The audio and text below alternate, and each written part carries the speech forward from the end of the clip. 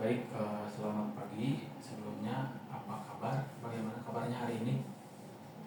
Baik, alhamdulillah. Alhamdulillah ya. Meskipun pekerjaan lumayan padat ya. Oke. Bagaimana tadi kondisi di jalan? Apakah ya sebelum kesini aman? Aman, aman. Oke, aman ya. Saya sebelumnya mau mengucapkan terima kasih karena kamu sudah mau datang untuk memenuhi apa yang sudah kita jadwalkan sebelumnya, yaitu sesi coaching. Dan mungkin kebetulan hari sekarang mungkin kamu sedang libur untuk kerja ya. Iya. Oke. Nah, sebelum sebelum ini dimulai, mungkin sebelumnya juga kamu sudah mengisi intake info yang sudah saya kirimkan sebelumnya. Dan di sini mungkin saya akan sedikit mengulang tentang apa yang sudah Anda isi di intake info sebelumnya. Dan untuk nama lengkap mungkin Sylvia Farida ya. Iya. Oke. Untuk usianya 21. Iya. Oke, 21. Pendidikan terakhirnya SMA. Iya. Oke. Untuk pekerjaan sekarang di institusi BPS. Iya. Badan Pusat Statistik. Oke, Badan Pusat Statistik. Untuk emailnya sudah, dan alamat domisilinya untuk sekarang menetap di mana mungkin?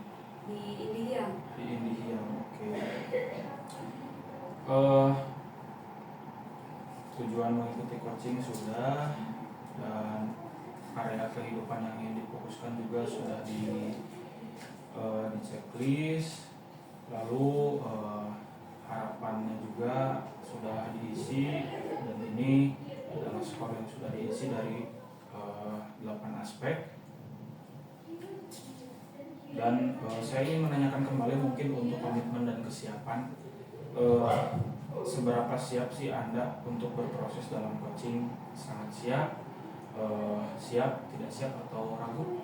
Sangat siap. Oke, sangat siap ya. Baik, terima kasih.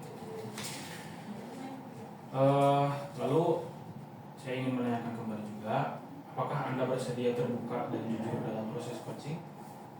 Bersedia. Oke. Nah, baik, hari dan jam yang paling nyaman untuk si coaching sudah, media coaching yang disukai sudah diisi, juga tanggal proses ujian juga sudah. Baik, terima kasih ya. Mungkin untuk intake informasi sudah lengkap. Ya. Terima kasih. Nah, sebelum kita mulai ke sesi yang inti, di sini saya sudah menyiapkan Life of Will. Ini adalah metode untuk mengetahui aspek mana yang ingin difokuskan dan ingin dibicarakan untuk sesi sekarang. Ya. Oke, nah di sini ada sosial, karir, hobi, keuangan, dan lain-lain. Nah, saya ingin bertanya, mungkin jika diskalakan ya, untuk aspek keluarga dari 1 sampai 10 itu berada di angka berapa? Keluarga 9. Dari 9. Ada alasannya mungkin tadi? Karena keluarga itu apa sih, pendukung yang paling kuat buat kita, apalagi sekarang kita lagi kerja, lagi kuliah juga.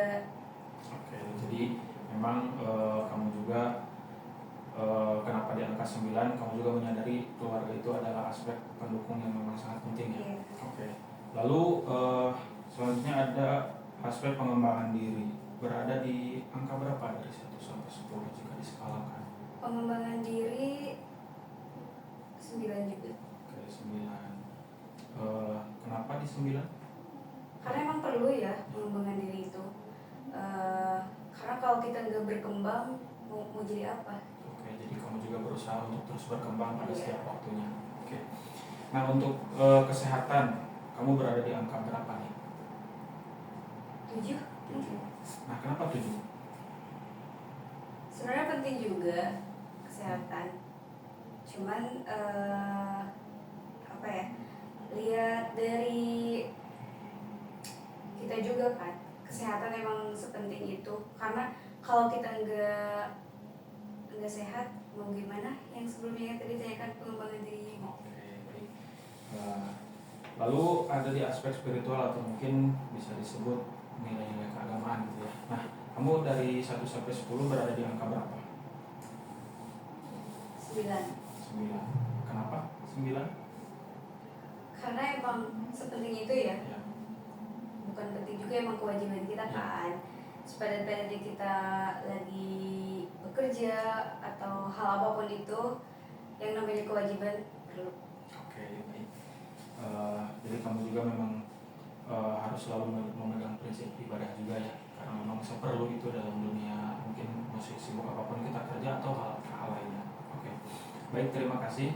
Dan di sini untuk ada keuangan. Nah, keuangan berada di angka berapa? Dari 1 sampai 10. 8. 8. Kenapa 8 barangkali? Karena perihal uang itu agak sensitif ya. Ya. Kita juga bisa manage uang dengan baik juga kan. Oke. Jadi kamu merasa memang sejauh ini kamu masih bisa memanage uang dengan baik gitu. Jadi itu alasannya kenapa berada di angka 8. Oke. Nah, untuk hobi kamu berada di angka berapa? Hobi Ya, 9. 9. Kenapa 9? Karena emang namanya juga hobi.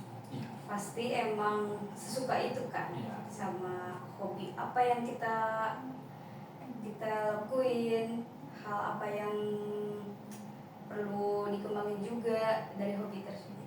Oke, jadi kenapa hobi di 9? Karena mungkin ada hal-hal kecil yang memang bisa kita dapat untuk dikembangkan gitu. Oke. Nah, untuk karir nih berada di angka berapa barangkali?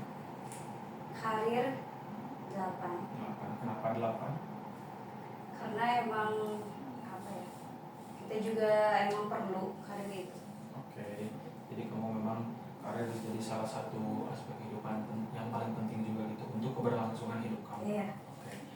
Nah, untuk yang terakhir itu ada sosial. Nah, kamu barangkali sosial dari 1 sampai 10 berada di angka berapa? Di angka 5. Oke, 5 ya, cukup rendah juga ya.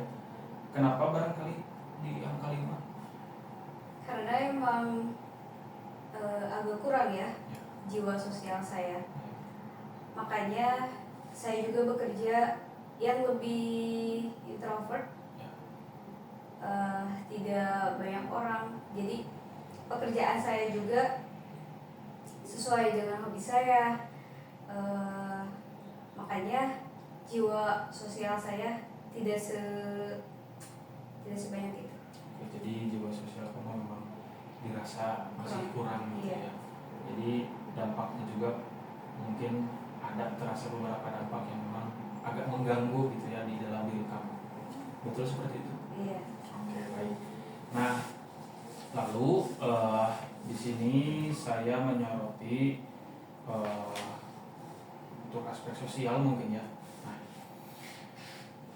hari ini kita sudah memakai light of wheel ini, Ya. dan ini membantu untuk kamu melihat sejauh mana gitu kamu merasa puas atau kurang puas dalam aspek-aspek kehidupan kamu itu, seperti kesehatan, keuangan, sosial, dan lain-lain. Nah, terima kasih juga sudah menyebutkan berada di angka berapanya. Nah, sekarang kita akan mungkin membahas salah satu aspek yang sudah kamu tadi sebutkan berada di angka berapa, dan kamu menyebutkannya di angka 5, yaitu aspek sosial. Barangkali kenapa kamu bisa memberi nilai pada aspek sosial itu berada di angka 5? Sebenarnya aku merasa belakangan ini makin jarang ngobrol sama temen juga kan. Dulu sih masih sempat ngumpul, tapi sekarang kayaknya makin sibuk sama diri sendiri aja gitu. Karena emang jiwa sosial saya tidak sebanyak itu, maka pekerjaannya juga bisa dibilang yang introvert gitu. Terus di kantor juga aku lebih banyak kerja diam-diam aja gitu, nggak terlalu banyak apa sih sosialisasi sama yang lain. Oke, jadi kamu di kantor juga lebih banyak fokus sama pekerjaan kamu dan tidak terlalu banyak ngobrol juga sama teman satu kantor yang lain. Ya. Oke. Nah, apa sih biasanya yang membuat kamu menutup diri seperti itu? Eh, Mungkin karena takut disalahpahami atau dianggap aneh ya. Kadang juga merasa nggak ada yang benar-benar bisa dipercaya untuk saat ini. Aku yang ngerasanya kayak gitu ya. Terus eh, sejujurnya juga sih kadang pengen juga ngobrol sama temen, sama banyak orang, tapi suka muncul rasa apa ya, takut akan hal untuk percaya lagi sama orang gitu. Oke, jadi kamu jadi kamu ada rasa ketakutan tersendiri Iya. untuk bisa percaya sama orang karena memang berangkat dari jiwa sosial kamu yang tidak terlalu tinggi mungkin ya. Jadi di kantor juga mungkin banyak fokus sama pekerjaan sendiri dan tidak terlalu banyak ngobrol juga. Jadi mungkin intinya kamu kalaupun ngobrol sama orang jadi seperlunya aja gitu. Betul Iya. seperti itu? Betul. Oke, baik. Eh, nah, jikalau kamu membayangkan kondisi sosial kamu yang sangat ideal mungkin ya, bisa kamu membayangkan gitu kondisi ideal seperti apa bentuknya gitu? Sejujurnya saya juga pengen sih punya teman ngobrol yang sangat santai, gak harus ngobrol yang berat-berat aja gitu. Cukup ada yang bisa diajak cerita hal-hal yang bikin membuat hati kita happy. Ya. Terus cerita-cerita tentang soal apa yang bisa membuat kita bisa jadi berkembang juga. Oke. Dan kenapa kamu pengen seperti itu dan membayangkan seperti itu karena mungkin di lingkungan kerja kamu sangat mungkin agak kurang mendapatkan hal yang seperti itu Ya. mungkin. Oke, baik. Nah, berangkat dari cerita kamu yang tadi, sepertinya mungkin kamu membutuhkan ruang sosial yang lebih hangat dan aman mungkin ya. Iya benar. Dan mungkin bisa dimulai dari hal-hal kecil seperti ngobrol santai dan ringan juga gitu ya. Betul seperti itu? Iya betul. Oke. Nah, baik, kita sudah mengetahui apa yang sudah membuat kamu memberikan nilai 5 pada aspek sosial kamu.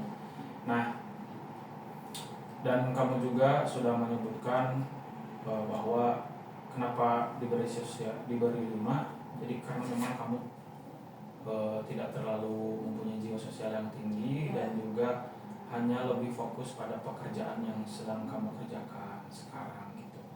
Dan berangkat dari cerita kamu juga, kamu ingin mempunyai teman ngobrol yang santai, yang membuat kamu merasa aman dan juga membuat kamu bisa mungkin sedikitnya diterima gitu ya oleh orang tersebut. Nah, untuk sesi pertama ini mungkin hanya cukup sampai di sini dan kita akan lanjut mungkin di sesi berikutnya ya, dan akan memakai alat yaitu life story canvas gitu. Nah, di sana kamu akan bisa melihat perjalanan kamu dari kondisi sosial kamu yang sekarang ke kondisi sosial yang kamu inginkan di masa depan gitu. Nah, mungkin